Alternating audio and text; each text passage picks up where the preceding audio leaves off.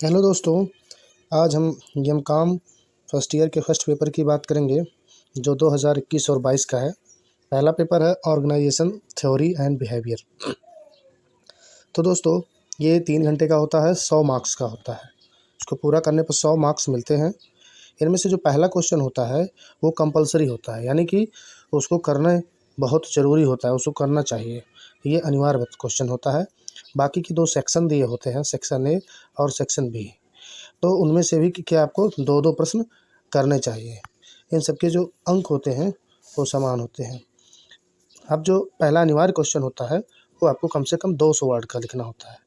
200 word में जैसे दोस्तों पहला क्वेश्चन देखिए, इसमें दिया है मानव संबंध आंदोलन से आपका क्या आशय है। What do you mean by human relation movements. दूसरा क्वेश्चन है संगठनात्मक व्यवहार के साहचर्य मॉडल को परिभाषित कीजिए।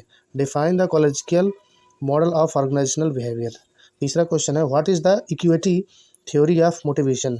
अभिप्रेरणा का समता सिद्धांत क्या है। चौथा है सेवक नेतृत्व की अवधारणा को उदाहरण सहित बताइए। State with example the concept of servant leadership.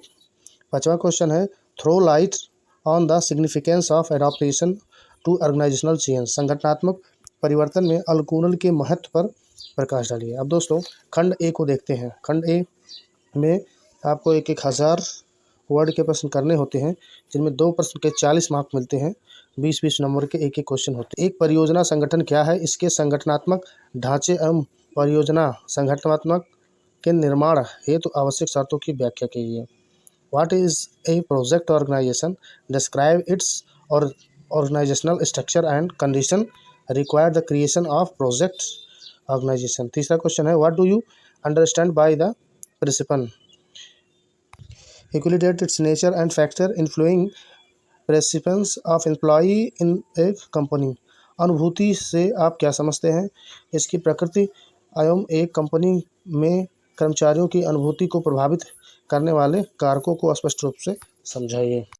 चौथा क्वेश्चन है नेतृत्व से क्या आशय है, एक अच्छे नेतृत्व के गुणों को समझाइए एवं नेतृत्वकर्ताओं के लिए भावनात्मक बुद्धिमत्ता की आवश्यकता पर भी प्रकाश डालिए। What do you mean by leadership, explain the qualities of a good leader and also throw light on the need of emotional intelligence for leaders. पांचवा क्वेश्चन दोस्तों कार्यस्थल राजनीति से आपका क्या आशय है, एक कंपनी में कार्यस्थल राजनीति के कारणों एवं प्रभाव पर चर्चा कीजिए। What do you mean by workplace politics, discuss the reason and impact of workplace politics in a company. खंड बी को देखते हैं दोस्तों। खंड बी में 6वां क्वेश्चन से शुरू है। निम्नलिखित में से किन्हीं 2 प्रश्नों के उत्तर दीजिए। प्रत्येक प्रश्न का उत्तर 500 शब्द से अधिक नहीं होना चाहिए। तो दोस्तों इसमें ए बी करके 2-2 क्वेश्चन दिए होते हैं हर एक खंड के। तो 6 का ए देखिए what is the informal organisation, describe its merits. अनौपचारिक संगठन क्या होता है, इसके गुणों की व्याख्या कीजिए। बी है comment on the relevance of scientific management in present day business organisation. आज के व्यापारिक संगठन में वैज्ञानिक प्रबंध की प्रासंगिकता पर टिप्पणी कीजिए। 7वें का ए है state the psychological factor involve in the understanding of organisational behaviour. संगठनात्मक व्यवहार को समझने में सम्मिलित मनोवैज्ञानिक कारकों को बताइए। 7वें का बी है what is the organisational culture and why it important. संगठनात्मक संस्कृति क्या है और यह किस लिए आवश्यक है। 8वां का है what do you mean by learning, explain its type. अधिगम से क्या आशय है, इसके प्रकारों को समझाइए। Describe the psychologic theory of personality. व्यक्तित्व के मनोवैश्लेषिक सिद्धांत की व्याख्या कीजिए। 9वां है define employ moral and state measure to boost it. Company मनोबल को परिभाषित कीजिए, इसे बढ़ावा देने हेतु कदम को बताइए।